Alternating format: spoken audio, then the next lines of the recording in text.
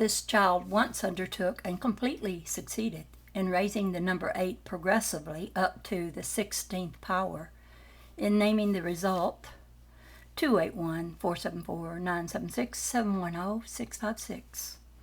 He was absolutely correct in every figure. He could raise any given number progressively up to the 10th power with so much speed that the person putting down the figures on paper would frequently request him to manifest less speed.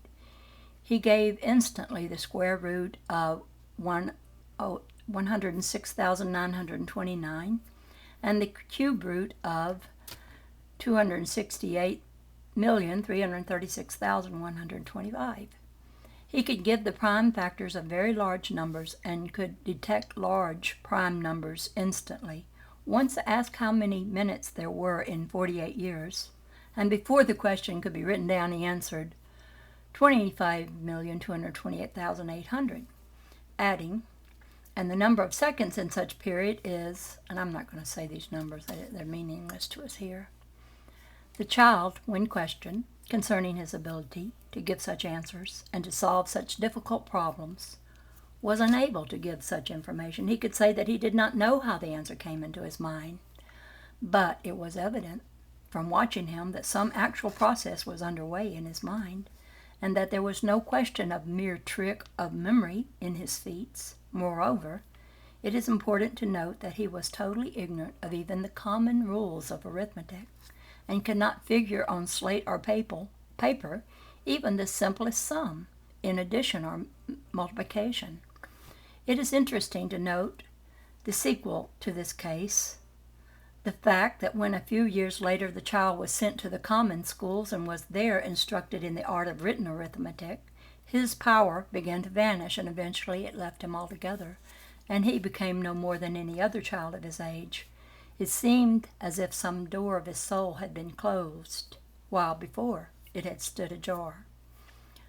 The Rosicrucians teach that the human soul is on the path of progress, learning the lessons of life and experience life after life, and storing away the essence of these impressions which go to form the basis of the character of the individual when he is reborn.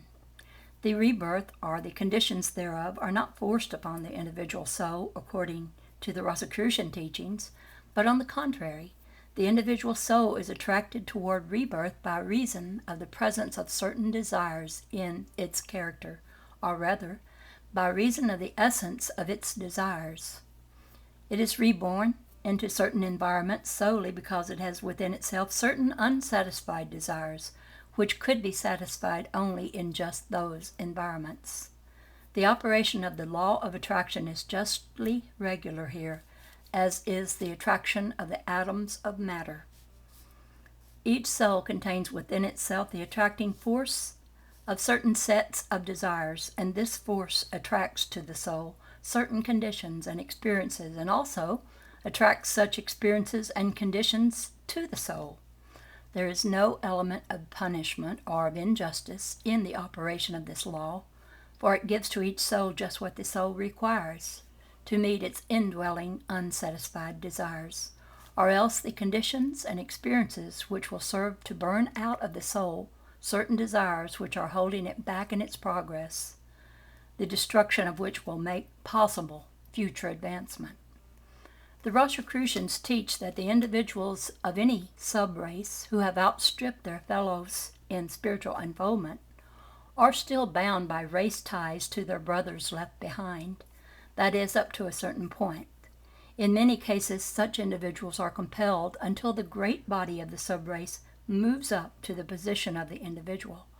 But such individuals are not compelled to undergo a needless repetition of births and rebirths during this waiting period, but instead they spend the period on some exalted plane on which they come in contact with advanced souls and higher beings who act as their teachers.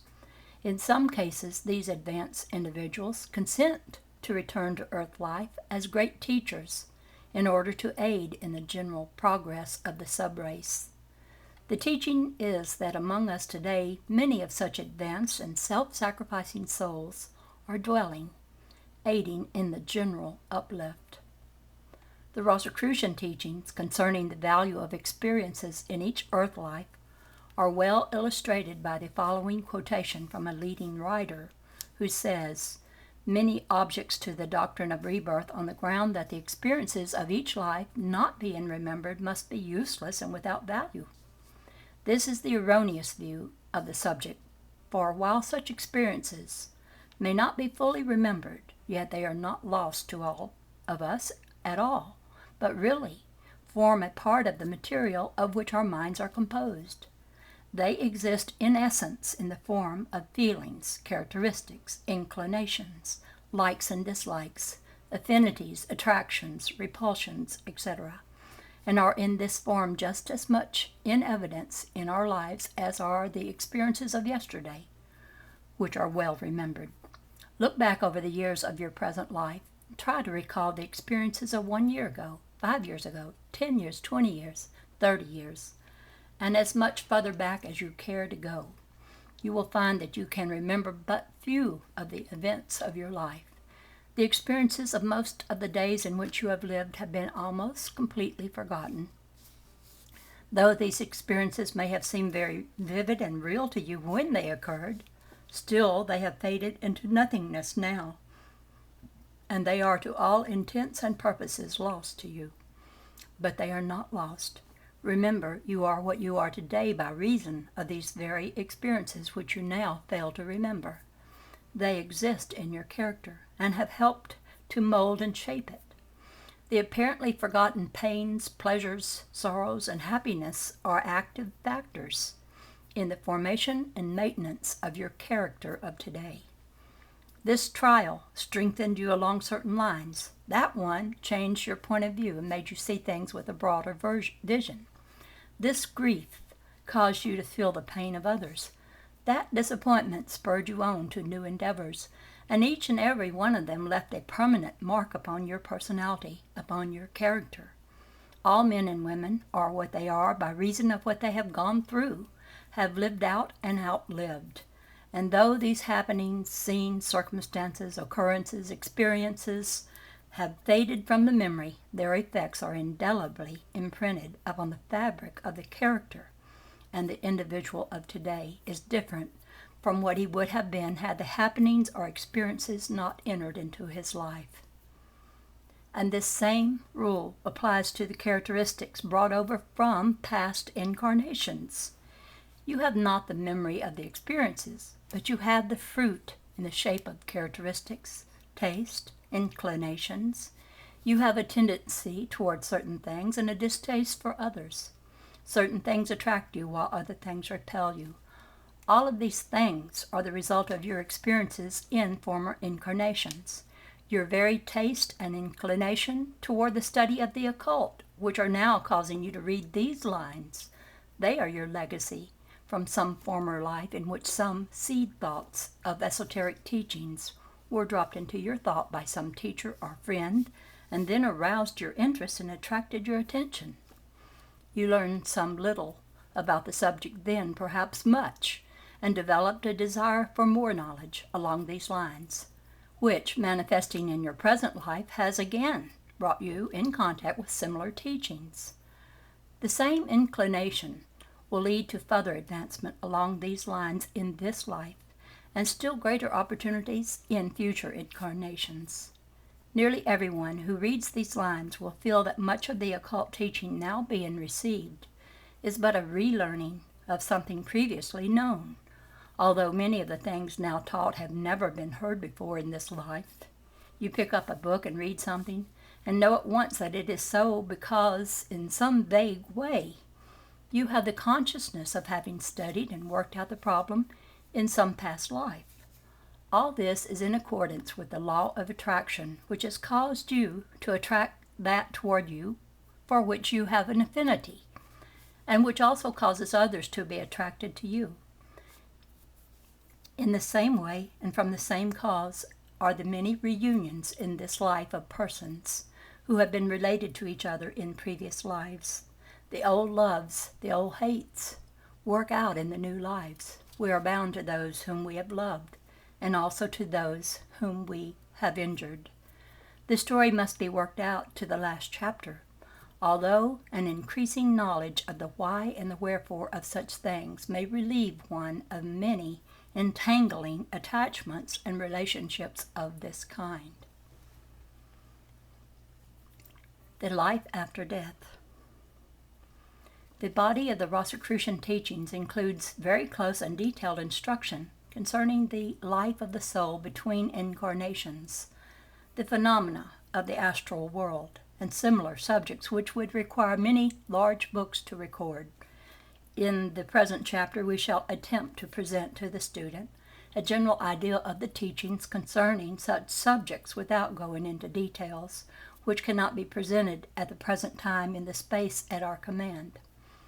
The moment of death arriving for the person, the soul sloughs off the ordinary physical body, and, clad in the garments of the elemental soul, it leaves the scene of the physical body. At first, however, the separation is not complete, for the elemental soul is still attached to the physical body by a thin, slender thread or cord, which finally breaks and allows the soul to proceed on its way. The garments of the elemental soul are, of course, in a sense, physical, just as truly as were the garments of the physical body, which were just cast off by the soul.